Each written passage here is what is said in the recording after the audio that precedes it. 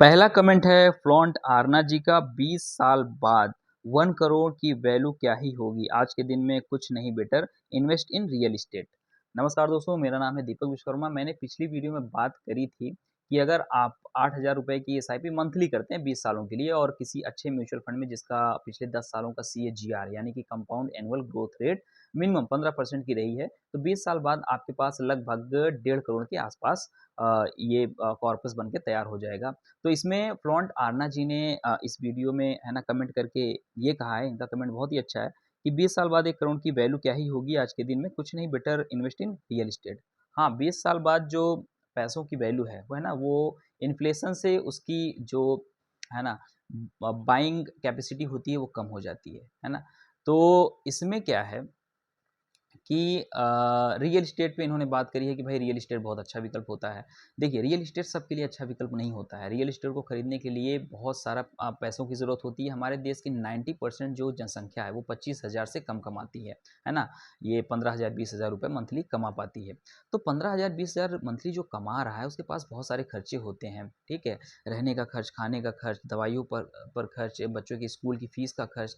तो ये सब खर्च निकालने के बाद महीने के लास्ट में 15 से 20,000 या फिर 25,000 कमाने वाले व्यक्ति के पास कुछ बचता नहीं है कि वो जो है सेव कर पाए और उन पैसों को रियल एस्टेट में इन्वेस्ट कर पाए।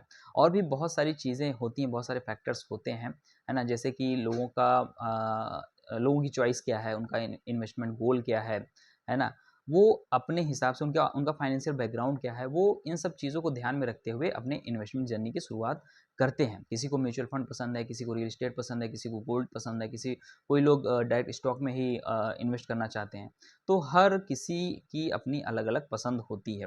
दूसरी रियल एस्टेट में दिक्कत क्या है कि लिक्विडिटी जो होती है वो बहुत ही कम होती है। मान लीजिए आपने किसी रियल एस्टेट में इन्वेस्ट किया, अब आप आज के आज उसे बेचना चाह रहे हैं तो वो तुरंत नहीं बिकेगा। लंबा प्रोसेस होगा तब जाके आपका रियल एस्टेट बिकेगा, फिर जाके आपको कैश मिल पाएगा, ठीक? तो लिक्विडिटी की बात करें तो वो बहुत ही कम होती है ना? और पहली बात हमने करी थी कि हर कोई रियल एस्टेट में इन्वेस्ट नहीं कर सकता है क्योंकि इसमें बहुत ही ज़्यादा पैसों की ज़रूरत पड़ती है। दूसरा कमेंट आया था, ये हैं रोशन जी, इन्होंने कहा है कि after 20 years 1 crore value would be around 25 to 30 lakh, जो आज भी बहुत के लिए सपने हैं।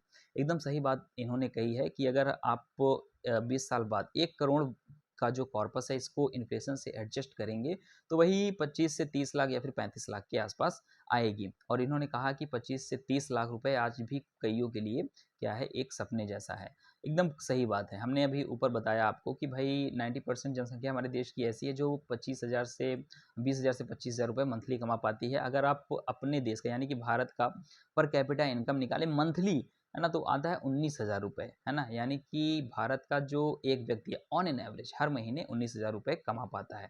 ये तो एक एवरेज इनकम है ना? अगर इसके और पीछे जाएँगे और तह तक जाएँगे तो आपको पता चलेगा कि जो भारत की ज़्यादातर जनसंख्या है वो 19,000 भी नहीं कमा पाती है, 10 से 12,000 15,000 कमाती है। हमारे देश की 7 करोड़ जनसंख्या ऐसी है, सुनकर आपको बड़ा आश्चर्य होगा कि वो दिन का मात्र 62 रुपए कमा पाती है। 62 रुपए का मतलब ये हुआ कि 1 लीटर दूध नहीं आएगा उसमें, 1 लीटर पेट्रोल नहीं आएगा, बच्चों की फीस कैसे दे पाएँगे, अगर कोई मेडिकल इमरजेंसी आ गई तो उसको कैसे है ना अफ़ोर्ड कर पाएँगे।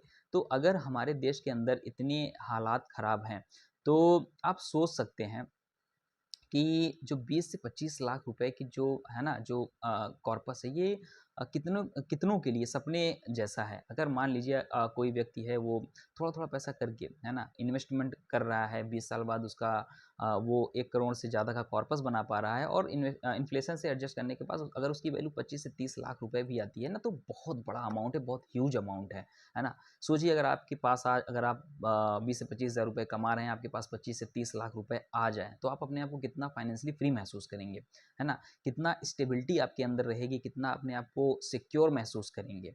तो इन्होंने एकदम सही बात कही है कि भई अगर 1 करोड़ की वैल्यू 25 से 30 लाख रुपए भी होती है, तो वो भी कोई खराब बात नहीं है, बहुत अच्छी बात है, ठीक? और अगला कमेंट आया है कि राकेश जी का है ये कहते हैं कि आज से 20 साल बाद रियल एस्टेट सरदर्द बन जाएगा, जिसे मैनेज करना मुश्किल होगा। रियल एस्टेट को आप आसानी से बेच नहीं सकते और रियल एस्टेट को खरीदने के लिए आपको मोटा पैसा लगेगा, जबकि म्यूचुअल फंड में 500 1000 से शुरू कर सकते हैं। एकदम करेक्ट बात कि भाई रियल एस्टेट को आप तुरंत नहीं बेच पाएंगे। हमने ऊपर बात करी कि लिक्विडिटी जो होती है बहुत ही कम होती है। और दूसरी चीज़ कि अगर आप जो म्यूचुअल फंड है ना, ये बहुत बेहतरीन चीज़ है कि आप इसमें 500 से मिनिमम 500 से अपनी जर्नी की इन्वेस्टमेंट जर्नी की शुरुआत कर सकते हैं। अगर लो इनकम का कोई व्यक्ति है जो महीने का 12 से 15 हज़ार रुपये भी कमा पा रहा है, तो वो 1000 रुपये 2000 रुपये से अपने निवेश की शुरुआत कर सकता है। ये बहुत ही अच्छा ऑप्शन होता है, ठीक है, म्यूचुअल फंड में एसआईपी के माध्यम से जो लोग निवेश कर पाते हैं। अगर ये ऑप्शन ना होता तो मुझे लगता है बहुत सारे लोग है ना इन्वेस्टमेंट कर ही ना पाते। तो ये बहुत ही बेहतरीन ऑप्शन होता है जिसमें लो इनकम का व्यक्ति भी अपने इन्वेस्टमेंट जर्नी की शुरुआत कर सकता है। तो ये पिछले वीडियो पर आए हुए कमेंट्स थे जिन पर हमने बात करी, और बहुत अच्छा कमेंट्स था, तार्किक कमेंट इन लोगों ने किया, बहुत अच्छा लगा हमें ये सारी चीज़ें देखकर। तो वीडियो पर आप लोग कमेंट ज़रूर करिएगा। कमेंट आप करते हैं तो हम समझ पाते हैं कि माइंडसेट लोगों का क्या है ना, वो अलग अलग इन्वेस्टमेंट ऑप्शंस के बारे में क्या सोच रखते हैं, फिर हम उस पर बातचीत कर पाते हैं जिससे ज़्यादा है ना क्लियरिटी आती है। तो आज इन सब चीज़ों पे हमने चर्चाएँ करी। मिलते हैं अगले वीडियो में। जय हिंद।